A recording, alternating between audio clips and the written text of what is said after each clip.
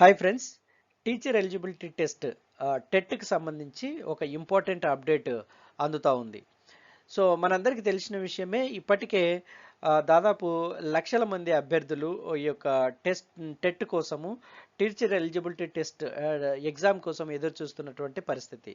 So ఈ సమయంలోనే government కూడా ఒక అడుగు ముందుకేసి ఈ యొక్క టెట్ని నిర్వహించాలన్నటువంటి ప్రయత్నాలు జరుగుతున్నటువంటి ఈ పరిస్థితుల్లో సో ఒక ఈ వచ్చినటువంటి అప్డేటు ఈ యొక్క అభ్యర్థులను కొంత గందరగోళంలోకి నెడతా ఉందన్నటువంటిది వాస్తవం.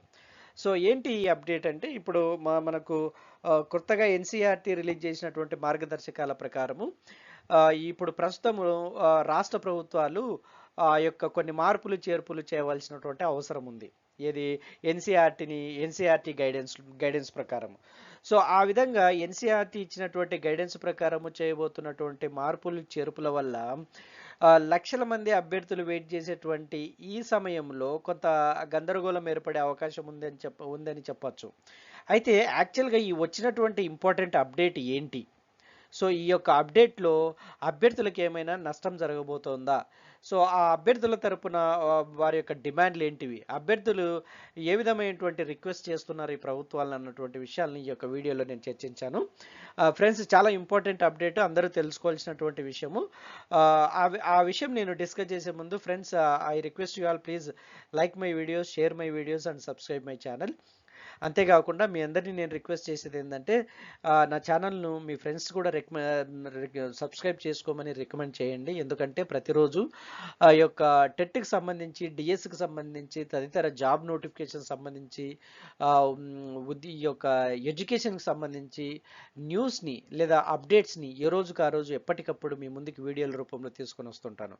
సో మీరు సబ్స్క్రైబ్ చేసుకోవడం వల్ల నోటిఫికేషన్ రూపంలో నేను అప్డేట్ చేసినటువంటి విషయం మీకు అందుతుంది. తద్వారా మీ దగ్గర అప్ టు డేట్ ఇన్ఫర్మేషన్ ఉండే అవకాశం ఉంటుంది. So friends, don't forget to subscribe.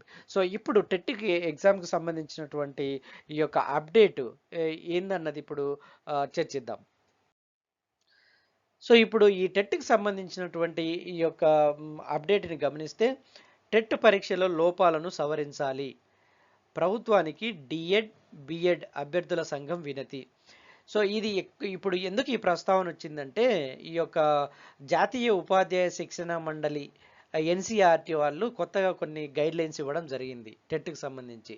So ఈ ఎన్సీఆర్టీ వాళ్ళు ఇచ్చినటువంటి గైడ్ లైన్స్ ప్రకారము ఆయా రాష్ట్ర ప్రభుత్వాలు కండక్ట్ చేసేటువంటి టెట్ ఎగ్జామ్స్లో లేదా టెట్ యొక్క నిబంధనల్లో కొన్ని మార్పులు చేయవలసి ఉంటుంది. కానీ ఆ మార్పులు ఆ డిఎడ్ బిఎడ్ అభ్యర్థులను ఏ విధంగా ఇబ్బందులకు గురయ్యే అవకాశం ఉంది అన్నటువంటి విషయాల్ని ఈ యొక్క ఆర్టికల్లో చెప్పడం జరిగింది.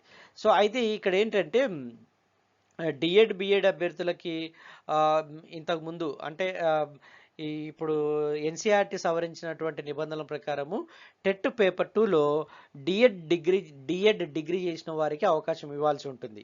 ఈ నిబంధన ప్రకారము సీటెట్లో క్రమం తప్పకుండా ఈ అవకాశం ఇస్తూ ఉండడం జరుగుతూ ఉంది. అయితే ఇప్పుడు ఒకసారి ఉమ్మడి ఆంధ్రప్రదేశ్లో కూడా టెట్లో 4 సార్లు అవకాశం ఇచ్చారని కూడా ఈ యొక్క బిఎడ్ డిఎడ్ అభ్యర్థుల సంఘం గుర్తు చేసింది. కానీ ఇప్పుడు కొత్తగా ఇటు తెలంగాణ రాష్ట్రం కానీ అటు ఆంధ్రప్రదేశ్ రాష్ట్రం కానీ, ఇప్పుడు తెలంగాణ రాష్ట్రము త్వరలో టెట్ కండక్ట్ చేయడానికి సన్నద్ధమవుతా ఉంది. ఆంధ్రప్రదేశ్ రాష్ట్రము ఇంకా స్టేట్మెంట్ రాలేదు కానీ, బట్ వాళ్ళు కూడా పైప్ లైన్లో ఉన్నారనమాట. అంటే వాళ్ళు కూడా ఇవ్వడానికి ఆ యొక్క కార్యాచరణ జరుగుతుందన్నది మనకు వస్తున్నటువంటి వార్త. అయితే ఈ తెలంగాణ రాష్ట్రం త్వరలోనే నిర్వహించబోయేటువంటి టెట్లో ఈ యొక్క పేపర్ 2లో డిఎడ్ డిగ్రీ చేసిన వారికి కూడా అవకాశం కల్పించాలన్నటువంటి ఈ యొక్క కండిషన్ని ప్రభుత్వం వాళ్ళు అంగీకరిస్తారా లేదా? డిఎడ్ బిఎడ్ అభ్యర్థుల సంఘం అయితే డిమాండ్ చేస్తూ ఉంది ఇది అంగీకరించాలని.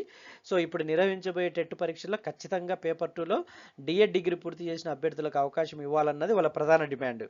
అలాగే పేపర్ 2లో గణితము, బయాలజీ వారికి వారి సబ్జెక్టుల నుండే అధిక ప్రశ్నలు ఇవ్వాలని, బయాలజీ అభ్యర్థులకు వారికి సంబంధం లేని గణిత శాస్త్రం నుంచి ప్రశ్నలు ఇవ్వడం వల్ల టెట్ పేపర్లో ఎక్కువ మంది అభ్యర్థులకు తీవ్ర నష్టం జరుగుతుందని కూడా వారు అభిప్రాయపడుతున్నట్టుగా ఈ యొక్క వార్తా కథనం.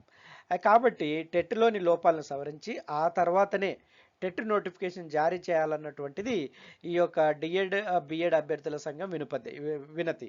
సో అంతేకాకుండా వీళ్ళ డిమాండ్ కూడా ఇటు తెలంగాణ రాష్ట్రానికి కానీ అటు ఆంధ్రప్రదేశ్ రాష్ట్రానికి కానీ.